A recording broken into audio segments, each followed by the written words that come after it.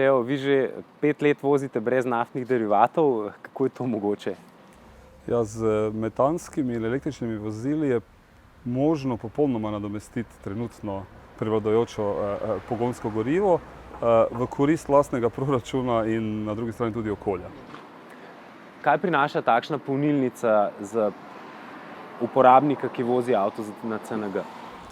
Razen dobrega občutka, da ne škoduješ okolju in someščanom, je finančni prihranek po naših izkušnjah okrog 50%, glede na kilometre, ki jih prevozimo, in okoljsko gledano povprečni voznik prihrani okrog 1 tono CO2 letno, kar je tudi nekaj. Se zdaj lažje diha v Mariboru?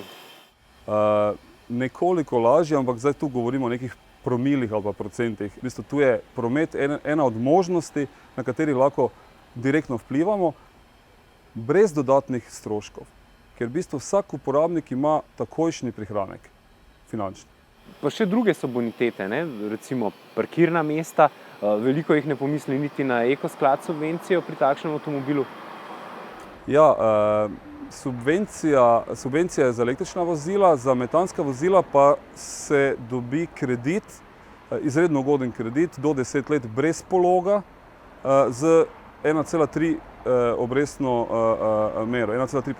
mero, kar je izredno ugodno. Zagotovo veste, kaj delajo v Avstriji, Italiji, drugod po Evropi. Kako daleč smo mi od tega stanja?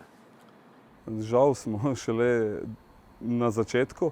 Leta 2012 je v Italiji bilo registrirano več kot 1 milijon vozil na metan, kar je tudi bilo razumljivo, ker je nekje bencin bil 2 evra po litru. Nemčija ima več kot 1000 polnilnih mest, Avstrija več kot 400 polnilnih mest, se pravi, se lahko posamezniki in podjetja odločajo za to vrsto goriva in se s tem zmanjšajo stroške in so bolj konkurenčni. Kdo bremza, po domače rečeno, to brezogličnost ali pa manj ogličnost? Žal tukaj direktnega odgovora ne morem dati, ampak sami prodajalci niso zainteresirani prodati to vrstni avto. Če greste vprašati v prodajalca avtomobila, želim avtomobil, ki bo imel najmanjšo porabo, žal ne boste dobili predlog nakupa metanskega vozila. Kaj je razlog, to mi ne bomo ugotovili.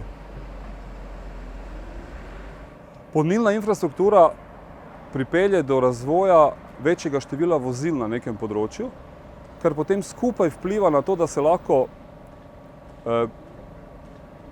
kandidati, ki bi lahko proizvajali biometan, odločijo za to možnost.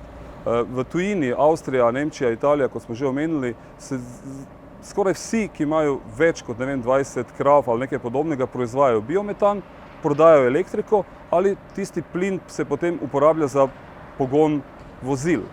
Biometan je okoljsko še boljši, ker ni tudi toplogrednih plinov, CO2 je skoraj nič. Odpira pa možnosti novih delovnih mest in razvoja gospodarstva. Ker smo bili pri Münchenu pri enem kmetu, 400 krav, 1 megavat elektrike na uro proizvaja, še več plina prodaja v omrežje, samo od elektrike ima nekje prihodek 300 evrov na uro. Mleko mu je nus produkt.